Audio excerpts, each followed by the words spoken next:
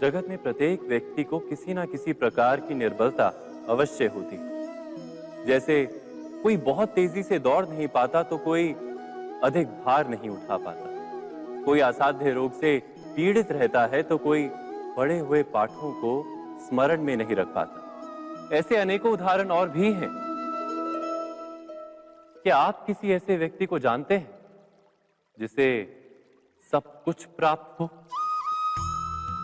और हम जीवन की उस एक निर्बलता को जीवन का केंद्र मानकर जीते हैं?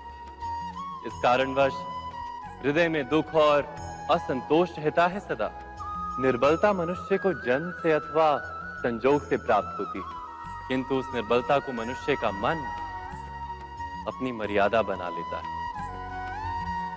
किंतु कुछ व्यक्ति ऐसे भी होते हैं जो अपने पुरुषार्थ और श्रम से उस निर्बलता को पराजित कर देते हैं। क्या भेद है उनमें और अन्य लोगों में? क्या आपने कभी विचार किया है? सरल सा उत्तर है इसका। जो व्यक्ति निर्बलता से पराजित नहीं होता, जो पुरुषार्थ करने का साहस रखता है हृदय में, वो निर्बलता को पार कर जाता है। अर्थात निर्बलता अवश्य ईश्वर देता है, किंतु मर्यादा मनुष्य का मन ही निर्मित करता है। स्वयं विचार कीजिए।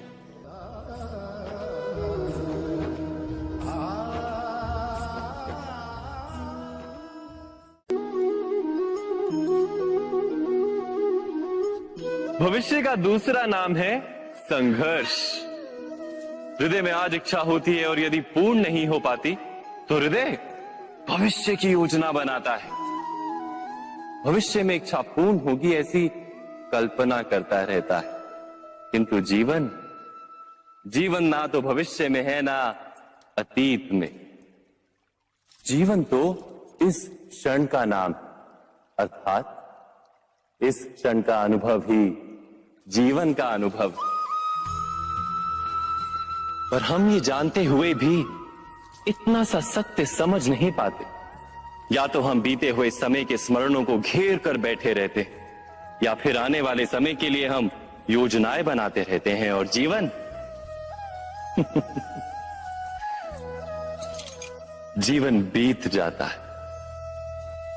एक सत्य यदि हम हृदय में उतार लें कि ना हम भविष्य देख सकते हैं, ना ही भविष्य निर्मित कर सकते हैं, हम तो केवल धैर्य और साहस के साथ भविष्य को आलिंगन दे सकते हैं, स्वागत कर सकते हैं भविष्य का। तो क्या जीवन का हर पल जीवन से नहीं भर जाएगा? स्वयं विचार कीजिए।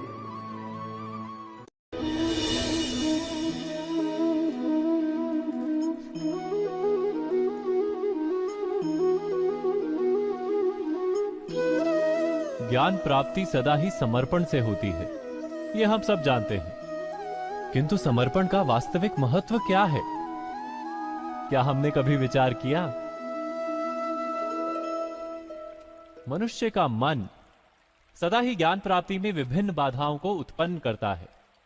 कभी किसी अन्य विद्यार्थी से ईर्ष्या हो जाती है, कभी पढ़ाए हुए पाठों पर संदेह जन्मता है और कभी गुरु द्वारा दिया गया दंड मन को अहंकार से भर देता है। नहीं, क्या ऐसा नहीं होता? न जाने कैसे कैसे विचार मन को भटकाते हैं और मन की इसी अयोग्य स्थिति के कारण हम ज्ञान प्राप्त नहीं कर पाते। मन की योग्य स्थिति केवल समर्पण से निर्मित होती है। समर्पण मनुष्य के अहंकार का नाश करता है। ईर्ष्या, महत्वाकांक्षा आदि भावनाओं को दूर कर हृदय को शांत करता है और मन को एकाग्र करता है।